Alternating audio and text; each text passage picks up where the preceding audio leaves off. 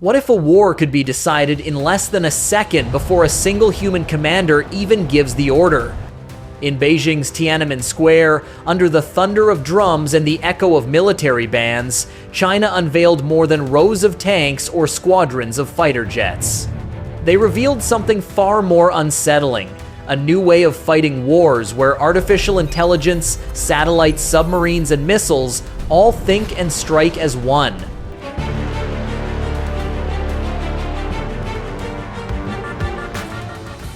For decades, the United States has relied on aircraft carriers as floating fortresses of power. But imagine this. Once an American carrier group sails within 1,500 kilometers of China's coastline, it could already be targeted by hypersonic missiles traveling at Mach 10, detected by satellites, tracked by drones, and locked on by an AI system faster than any human can react. In this new battlefield, speed isn't just an advantage, it's survival. This isn't just a parade, it's a signal that modern warfare is no longer about who has the biggest ship or the most advanced jet, but who can connect every weapon into a single unstoppable web. And while Washington has been developing its own concept called JADC2, Beijing's kill web may already be moving from theory to reality. So, is this the dawn of a new era in military strategy, or a dangerous illusion designed to intimidate the world? Stay with me until the end, because every detail of this story could change how you see the future of war. And before we dive in, let me know your thoughts in the comments. Would you trust a machine to decide the fate of nations? If you find this analysis fascinating, don't forget to like, share, and subscribe so you won't miss the next deep dive into the strategies shaping our world. Throughout history, great powers have marched their soldiers and displayed their weapons not just to honor tradition, but to send a message. Think of the Soviet Union's Red Square parades during the Cold War, rows of missiles rolling past the Kremlin, designed to remind the world who held nuclear firepower. Or consider the United States Fleet Weeks, when massive aircraft carriers glide into foreign harbors, symbolizing presence and reach. These spectacles have always been more than pageantry, they are theater with a purpose. China's choice to stage its grand military display in Tiananmen Square carries the same weight. This is not just any plaza, it is the heart of Beijing, a stage where political statements become etched into history. When thousands of soldiers march in perfect formation under the gaze of global cameras, when hypersonic missiles are paraded past ancient gates, the message is clear: we are here, we are strong, and we are ready for the future. Personally, I find these events fascinating because they blur the line between celebration and intimidation. A parade at its surface looks ceremonial, flags waving, music soaring, soldiers saluting. But if you look closely, every formation, every weapon, every step is part of a carefully scripted signal. It says to rivals, this is what awaits you if you dare challenge us. And to citizens at home, it whispers, you can trust in our strength. What struck me most when I first watched footage of the Tiananmen parade was not the grandeur of the marching columns, but the silence of the crowd. It reminded me of similar moments in history when nations used spectacle to cover uncertainty. The Roman Empire staged triumphs not only to celebrate victories, but also to mask vulnerabilities. China's parade today serves a similar dual-purpose confidence for the outside world, reassurance for the inside. And yet, parades are only the surface. Behind the polished boots and polished steel lies something far more important: strategy. Because unlike a parade that lasts a single day, the systems being unveiled, AI coordination, missile networks, satellite integration, are meant to redefine how wars are fought tomorrow. That is why this story cannot stop at the images of marching soldiers. We need to understand what comes next, the transformation from traditional kill boxes into China's new and terrifying concept of the kill web. Let's dive deeper into that evolution. Not long ago, the concept of a kill box was considered cutting edge. In the wars of the early 2000s, the United States military used this idea in Iraq and Afghanistan. You draw a virtual box on a map, anything inside it is cleared for immediate strike, and forces coordinate their firepower within those boundaries. It was efficient, it was powerful, but it was also limited.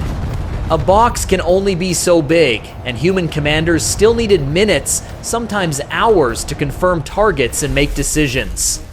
Now imagine breaking open that box and replacing it with a web. Instead of isolated zones, every domain, land, sea, air, space, and even cyberspace, links together in real time. That is the kill web. China didn't invent the idea. In fact, the Pentagon has been pursuing its own version under the name JADC2, Joint All-Domain Command and Control. But Beijing has seized the concept and pushed it forward with urgency. Here's the difference. A kill box is like an orchestra warming up, each instrument playing separately. The kill web is the full symphony, every note timed perfectly, conducted not by a human but by artificial intelligence. A satellite spots the glimmer of an enemy radar. Within milliseconds, the data flows to drones in the sky, submarines under the sea, and missile launchers on land. Before a human finger can even press a button, the web has already chosen the response. When I first studied this concept, I was struck by how it flips the psychology of war. In traditional strategy, human intuition, the experience of generals, the quick decisions of pilots decided outcomes. In the kill web, the human is no longer the driver but the supervisor, watching as algorithms connect every piece faster than any brain ever could.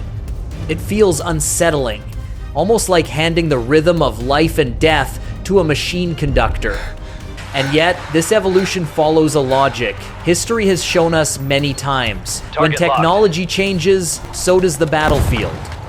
Just as gunpowder ended the age of knights and radar reshaped World War II, the kill web threatens to rewrite the rules of 21st century conflict.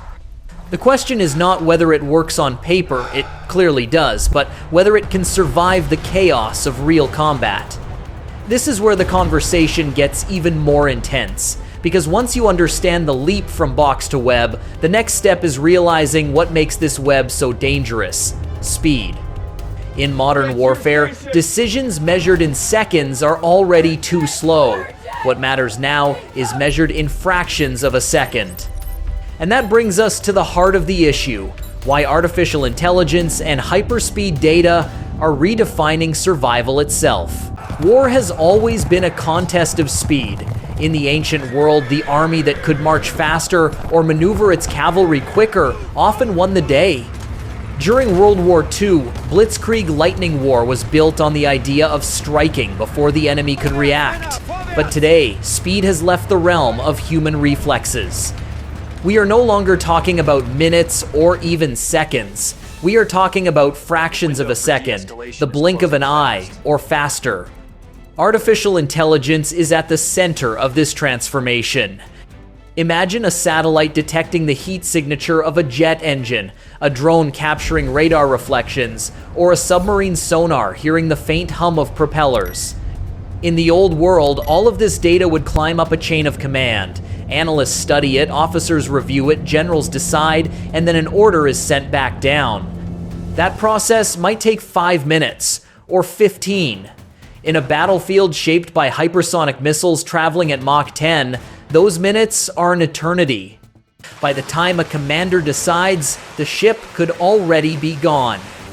The kill web promises to eliminate that lag. Data flows instantly into an AI hub that not only recognizes the threat, but also predicts the enemy's next move. Should the fleet turn east? Should the missile battery fire?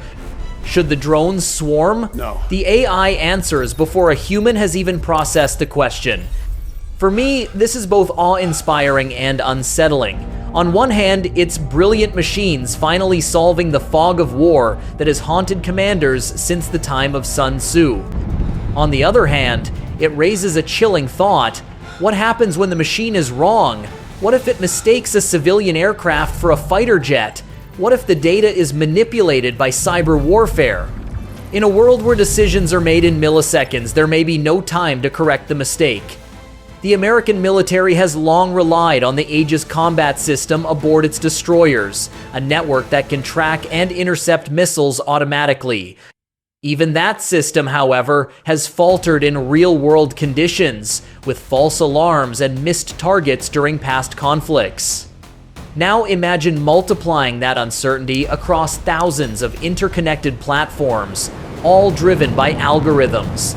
The line between safety and catastrophe becomes razor thin. Still, it is clear why militaries are chasing this path. In the 21st century, speed isn't just an advantage, it is survival. The nation that can connect sensors, shooters, and decision makers at the speed of light will dictate the battlefield. Those who hesitate, even for a breath, may not get a second chance. And this brings us to the heart of China's strategy, because speed alone means nothing without the weapons to deliver the killing blow. The kill web may be the brain, but what about the fists, the claws, the spear points? Let's now examine the arsenal China is weaving into this system and ask whether these so-called super weapons are as unstoppable as they appear. Every web needs its weapons. If the kill web is the brain, then China's hypersonic missiles, stealth drones, early warning planes, and AI-driven tanks are the fists and claws meant to tear through an opponent. On parade, they look unstoppable, sleek missiles mounted on massive trucks, futuristic aircraft painted with fresh insignia, armored columns rolling in flawless formation. But let's look closer, because between myth and reality lies the truth that will decide whether this arsenal can truly change the balance of power. Take the YJ-21 hypersonic missile, sometimes called the carrier killer. It is advertised to fly at Mach 6, diving onto its target at Mach 10 with a range of 1,500 kilometers. That means an American aircraft carrier could be in danger long before its jets are even within striking distance. On paper, it sounds terrifying. But here's the reality. Hitting a moving carrier group at sea with advanced defenses like Aegis and layered interceptors is far more complex than a simple speed calculation. I've always thought of it like trying to throw a dart at a bullseye on a dartboard that's not only moving, but fighting back. Then there's the DF-41 intercontinental ballistic missile, capable of carrying multiple nuclear warheads across continents, and the DF-100 hypersonic cruise missile, designed for rapid tactical strikes. Together they form what Chinese strategists like to call a pincer, one arm delivering global deterrence, the other striking swiftly in theater-level conflicts. Impressive, yes, but I can't help but wonder, have these weapons ever been tested under real combat conditions, where electronic warfare, countermeasures, and chaos reign? A missile in a parade is one thing. A missile facing a determined adversary is something else entirely. Now look to the skies. The KJ-600 early warning aircraft, China's answer to America's E-2D Hawkeye. Its role is critical, acting as the eyes of the fleet, detecting threats at long distances and feeding data into the kill web. But here's the catch, it is still relatively new, with limited operational history, and operating such planes effectively from carriers requires decades of practice. The United States Navy has spent generations perfecting carrier-based early warning. China is trying to compress that experience into a few short years. And on the ground, the ZTZ-21 AI-integrated tank is touted as a game-changer. Sensors, optics, radar, and algorithms all working together to turn armored units into a coordinated wolf pack. It sounds futuristic, yet I find myself asking, have we not heard similar promises before? Russia's Armata T-14 was once described as the future of tanks, but in practice it faced delays, production limits, and mixed performance. Military history reminds us that shiny prototypes don't always equal battlefield dominance. What stands out to me is this: none of these systems, by themselves, guarantee supremacy. The YJ-21 needs satellite guidance to hit its target. The DF-41 requires secure communications to coordinate launches. The KJ-600 can only be effective if the carriers themselves survive. The ZTZ-21 relies on data streams that could be jammed or hacked. Each piece is powerful, but only when the kill web connects them into a seamless whole. Without the web, they are just scattered instruments. And that, perhaps, is the greatest myth and reality of all. China's arsenal is impressive, but its true strength does not lie in any single weapon. It lies in the promise of integration. The question is, can that integration survive the chaos of real war, or will it unravel under pressure? To answer that, we must shift our gaze away from the visible missiles and tanks and focus instead on the battlefield you cannot see, the war of signals, frequencies, and invisible interference. Because in modern conflict, it is often the unseen strikes that decide the outcome. Let's explore the world of electronic warfare and the invisible battlefield. When we think of war, most of us imagine missiles streaking across the sky, or tanks rumbling through shattered cities. But modern conflict often begins in a place you cannot see, inside the invisible spectrum of signals, frequencies, and data. This is the domain of electronic warfare, and in many ways, it is the most decisive battlefield of all. Electronic warfare is about blinding the enemy before the first shot is fired. China has invested heavily in jamming systems that can confuse radar, scramble communications, and even deceive satellites.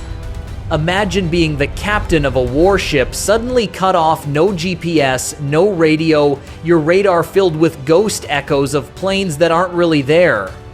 That is what a skilled electronic attack feels like, a fog thicker than anything Sun Tzu could have imagined. I find this part of warfare especially chilling because it erases the human senses. Soldiers rely on their eyes, ears, and instincts, but in electronic warfare, those instincts are hijacked by false signals. During the Russia-Ukraine war, we've already seen how powerful this can be. Ukrainian drones simply dropped out of the sky when faced with Russian jamming fields. In some battles, entire units lost communications, forced to fight blind. If that is happening today on a regional scale, imagine what a nation with China's vast resources could do on the global stage. The United States is no stranger to this domain. In the Gulf War, American forces used electronic warfare to overwhelm Iraqi defenses, making radar-guided weapons useless. But here is the sobering reality. The more advanced the systems become, the more fragile they are. Satellites, drones, command centers, all of them depend on signals that can be jammed, spoofed, or hacked. For me, electronic warfare represents the paradox of modern war. The same technology that gives you precision and speed can also be turned into your greatest vulnerability. A hypersonic missile guided by corrupted data is nothing more than a very fast mistake. That's why militaries today invest not only in attack systems, but also in building electronic shields, a digital armor to keep their networks alive when the spectrum turns hostile. And yet, electronic warfare is still only one layer of this new reality. Because above the signals, beneath the seas, and across the skies, the kill web extends even further through swarms of unmanned ships, stealth drones, and underwater hunters. To truly understand the danger, we must now step into the broader picture, the global arms race, where nations are not just building weapons, but rewriting the rules of war itself. Every time a nation unveils a new weapon, history teaches us that rivals will not stand still. The kill web is no exception. By presenting a vision of a fully connected, AI-driven battlefield, China is not only challenging the United States, but also igniting a broader arms race. And make no mistake, the race is not about who can build the biggest bomb anymore. It is about who can think, connect, and strike the fastest. Washington has responded with its own vision, JAC-2, tying satellites, ships, aircraft, and cyber tools into a single nervous system. Japan is investing in hypersonic glide vehicles, Australia in swarms of unmanned submarines, NATO in new electronic shields. The entire Indo-Pacific region is transforming into a chessboard, where every move and counter-move is designed to test the limits of technology. To me, this feels eerily familiar. During the Cold War, nuclear arsenals grew until the world held enough warheads to destroy itself many times over. Today, the danger is different, but just as terrifying. A war where decisions made in milliseconds could trigger global consequences before leaders even have time to pick up the phone. The new arms race is not measured in megatons, but in megabytes and microseconds. And here is the question that keeps me up at night. Will humans remain in control, or will the future of war belong to algorithms that never sleep, never doubt, and never hesitate? As the lines blur, Personally, I believe this is the true frontier, not just how powerful our weapons become, but how much responsibility we are willing to give to machines. That choice will define not only battles, but the fate of nations. So who will control the future of war? The country that masters the speed of data, the security of networks, and the balance between human judgment and artificial intelligence. Whether it is the United States, China, or another rising power, one thing is clear. The world is stepping into an era where wars may be decided before they even begin. Now, I'd love to hear your thoughts. Do you believe the kill web represents the future of warfare, or is it more of a psychological weapon designed to intimidate? Could AI truly be trusted with life and death decisions on a global scale? Share your perspective in the comments below. I'll be reading and responding. And if you found this analysis thought-provoking, make sure to like, share, and subscribe so you don't miss our next deep dive into the strategies and technologies shaping tomorrow's world. Because one thing is certain, the arms race has already begun, and understanding it may be our only way to keep pace with a future that is arriving faster than any of us imagined.